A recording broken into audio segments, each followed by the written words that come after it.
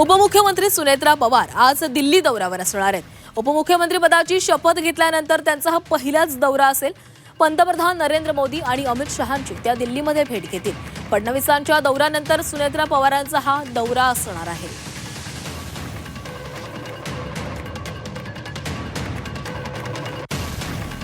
आणि या संदर्भात अधिक बोलणार आहोत। आमच्या प्रतिनिधी सीमा आढे आपल्यासोबत जोडल्या गेल्या आहेत। सीमा, उपमुख्यमंत्री पदाची शपथ सुनेत्रा पवार यांनी घेतली आणि त्या आज दिल्ली दौऱ्यावर जाणार आहेत आणि हा त्यांचा पहिलाच दौरा असेल। या दौऱ्यादरम्यान भाजपच्या वरिष्ठ नेत्यांची त्या भेट घेणार आहेत। काय अधिकचे अपडेट्स आहेत? नक्कीच पुढचे काही दिवस राष्ट्रवादी पक्षासाठी महाराष्ट्राच्या आगामी काळात होणाऱ्या नवीन समीकरणासाठी आणि अर्थात महाराष्ट्राच्या पुढील जे काही बदल घडणार आहेत राजकीय असतील किंवा मग इतर अँगलने, त्यासाठी पुढील काही दिवस हे अत्यंत महत्त्वाचे ठरणार आहेत आणि आजपासून त्याची सुरुवात झालेली आहे। सुनेत्रा पवार यांनी उपमुख्यमंत्री पदाची शपथ घेतल्यानंतर आज त्या या पदाचा पदभार स्वीकारणार आहेत। या पदभार स्वीकारल्यानंतर राज्यमंत्रिमंडळाच्या बैठकीला त्या उपस्थित राहतील आणि त्यानंतर संध्याकाळी 6 वाजता त्या दिल्लीसाठी रवाना होणार आहे। उपमुख्यमंत्री पदाची शपथ घेतल्यानंतर त्यांचा हा पहिलाच दौरा आहे, त्यामुळे त्यांचा पहिलाच दिल्ली दौरा असल्यामुळे अर्थात या दौऱ्याला महत्त्व प्राप्त झालेलं आहे। अजित पवार यांच्या अकाली निधनानंतर आता सगळी सूत्र सध्या तरी सुनेत्रा पवार यांच्याकडे आल्याचं आपल्याला पाहायला मिळत आहे। दिल्ली दौऱ्यामध्ये अमित शहा असतील किंवा मग पंतप्रधान नरेंद्र मोदी असतील यांच्याशी यांची भेट घेतील आणि अर्थात पुढील राजकीय समीकरणांसंदर्भात या बैठकीमध्ये त्यांच्यामध्ये चर्चा होण्याची शक्यता जी आहे ती वर्तवली जाते।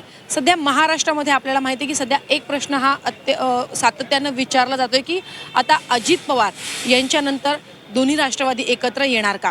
आता दोन्ही राष्ट्रवादी एकत्र येणार की नाही या संदर्भात सर्वस्वी आता निर्णय घेण्याचा अधिकार राष्ट्रवादी पक्षातर्फे आता सुनेत्रा पवार यांच्यावरती सोपवण्यात आलेला आहे किंवा मग त्याच घेणार आहेत। म्हणजे पुढील पक्षांतर्गत काय नक्की निर्णय घ्यायचे आहेत, कोणावरती काय जबाबदारी घ्यायची आहेत, सध्या तर या सगळ्यांची संपूर्ण जबाबदारी किंवा जे निर्णय घेण्याचे अधिकार आहेत ते सुनेत्रा पवार यांच्याकडे आहे। त्यामुळे अमित शहा यांच्या भेटीदरम्यान या सगळ्या निर्णयांवरती शिक्कामोर्तब होण्याची शक्यताही वर्तवली जाते। आपल्याला सध्या माहिती आहे की राष्ट्रीय अध्यक्ष कोण राष्ट्रवादी काँग्रेस पक्षाचा हा एक प्रश्न आहे, तर सुनेत्रा पवार यांच्याच गळ्यामध्ये ही माळ पडायला पाहिजे किंवा ही जबाबदारी त्यांना देण्यात यायला पाहिजे अशी मागणी पक्षाचे नेते आणि कार्यकर्ते करताना आपल्याला पाहायला मिळत आहे। त्यामुळे महाराष्ट्राच्या आगामी समीकरणांच्या पार्श्वभूमीवरती आज दिल्लीमध्ये होणाऱ्या या भेटीगाठी अत्यंत महत्त्वाच्या ठरणार आहेत आणि या दिल्ली दौऱ्यानंतर महाराष्ट्रामध्ये नवीन काही समीकरणं आपल्याला पाहायला मिळतील का हे सुद्धा पाहणं महत्त्वाचं असणार आहे।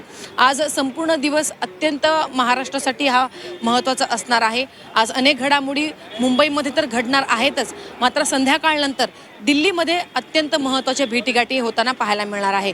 सुनेत्रा पवार यांच्या अमित शहा यांची भेट घेतल्यानंतर नक्की त्यांच्या बैठकीदरम्यान काय नक्की चर्चा होते आणि त्यानंतर महाराष्ट्रामध्ये आपल्याला काही बदल पाहायला मिळतील का हे पाहणं महत्त्वाचं असेल। नक्कीच सीमा, धन्यवाद दिलेल्या सविस्तर माहितीसाठी।